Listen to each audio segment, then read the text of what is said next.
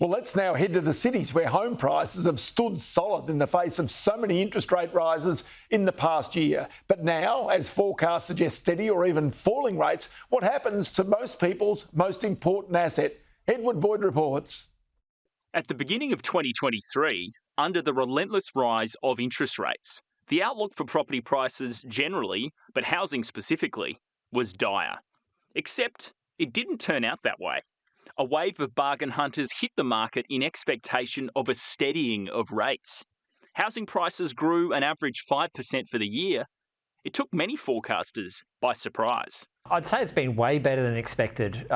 Ourselves, like a lot of people, were expecting the price falls we were seeing late last year to continue this year. There were standouts. Perth lifted more than 12%. Adelaide prices gained almost 10%.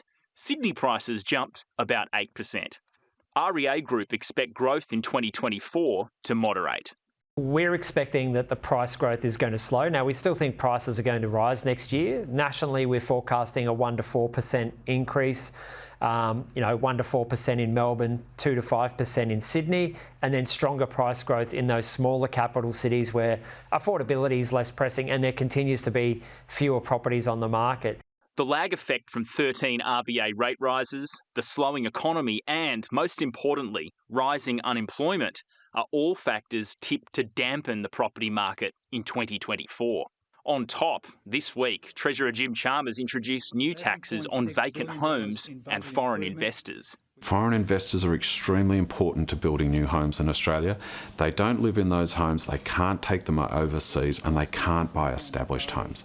They're not forcing up the established house price market. They are the way in which we can build particularly apartments, and continuing to force them out is a very counterintuitive move. There are still plenty of foreign buyers interested in Aussie property, including this development called Pienza in Sydney. At the moment, we are starting to see more inquiry coming from Hong Kong, Singapore. We've recently done a few sales with some offshore buyers.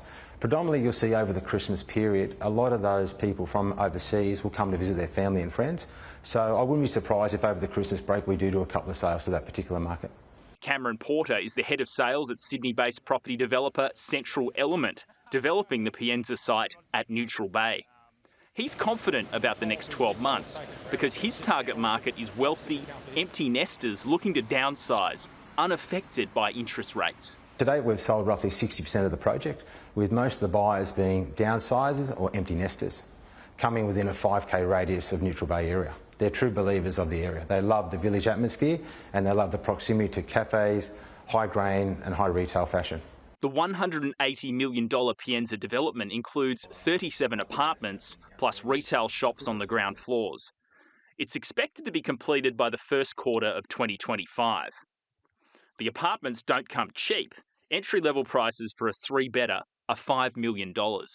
While this development is aimed at the luxury end of the market, it's still helping solve Australia's undersupply of housing. Empty nesters in the local area are selling large homes and moving here.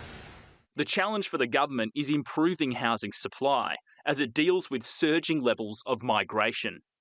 It's pledged to build 1.2 million homes over the next 5 years. 1.2 million homes over the course of 5 years is an achievable but ambitious goal, and the Reserve Bank have definitely made it a much harder start for the government.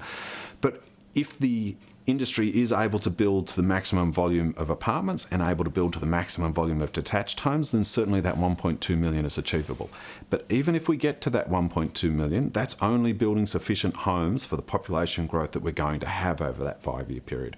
It's taken 20 years to cause the problems that arrive at this acute shortage of rental stock. It's going to take more than 5 years to resolve the problem. Next year, solving the supply issue will be made more difficult by Australia's slowing economy and the prospect that interest rates will remain elevated for longer.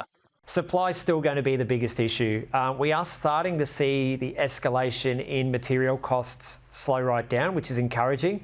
But in terms of new housing supply, you've got the highest interest rates in 12 years. So for anyone looking to develop, their finance is more expensive. Anyone looking to construct, their finance is more expensive.